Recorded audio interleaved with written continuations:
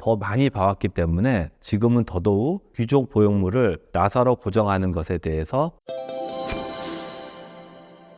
안녕하세요. 연세피성형외과 원장 이건창입니다. 귀족 수술 상담을 할 때 보형물을 뼈에 고정하는지 많이들 물어보시는데요. 아무래도 보형물 수술이다 보니 수술 후에 보형물이 움직이면 어떡하지 라는 불안감에 무언가로 고정을 해야 하지 않나 하는 생각들을 하시는 것 같습니다. 오늘은 귀족 보형물 고정에 대해서 말씀드릴까 합니다.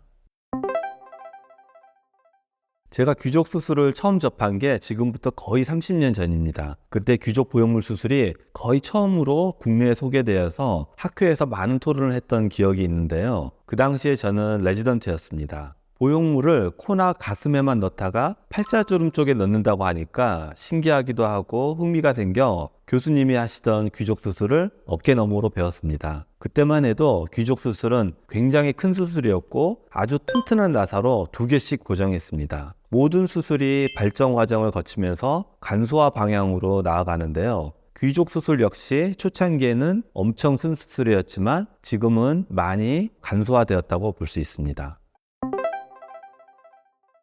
그때도 귀족 보형물을 나사로 고정해야 하는지 고정 안 해도 되는지 많은 토론이 있었는데요. 고정을 해야 한다는 의견이 거의 대세였습니다. 그때는 보형물의 정확한 위치 선정에 대한 노하우가 없었고 우선 수술을 위한 박리를 크게 했었기 때문에 보형물을 고정하지 않으면 움직일 가능성이 많아 나사 고정을 해야만 했습니다. 하지만 지금은 보형물을 어느 위치에 넣어야 가장 예쁜 얼굴이 나오는지에 대한 많은 임상 결과와 노하우가 있기 때문에 보형물이 들어가는 위치만을 정확하게 박리할 수 있습니다. 보형물을 고정하는 이유는 당연히 보형물의 움직임을 방지하기 위해 하는 것입니다. 그런데 의사가 판단할 때 보형물이 움직일 이유가 전혀 없을 때에도 나사로 고정을 해야 할까요? 저도 교수님한테 귀족 수술을 처음 배울 때에는 나사로 고정을 했었습니다. 하지만 이제는 많은 경험과 노하우가 쌓이면서 나사로 고정하지 않아도 보형물이 움직이지 않을 거라는 확신이 있어서 나사 고정은 따로 안 하고 있습니다.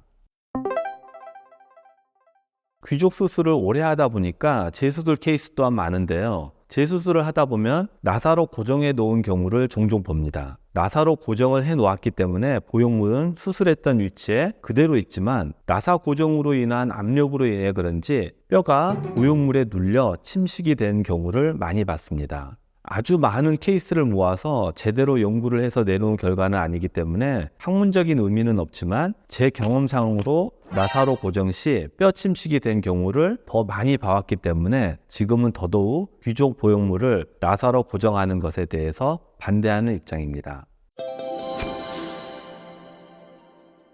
이 세상에 영원한 것이 없는 것처럼 수술법도 영원한 수술법은 없습니다. 항상 수술법은 개선되어지고 간소화 방향으로 나아가고 있습니다. 30년 전 교수님이 귀족 보형물을 나사로 고정하시는 모습을 볼 때 감탄했었습니다. 하지만 지금은 보형물의 이상적인 위치에 대한 노하우, 보형물 모양의 정확성, 보형물 조각 기술의 발달 등으로 굳이 나사 고정을 할 이유가 없다고 생각합니다. 보형물 고정 유무에만 너무 집착하지 마시고 결국은 의사의 경력과 노하우에 따라 수술 결과는 좌우된다고 생각합니다. 오늘은 여기까지 말씀드리고 다음에 또 환자분들께 도움이 되는 영상으로 찾아뵙겠습니다. 감사합니다.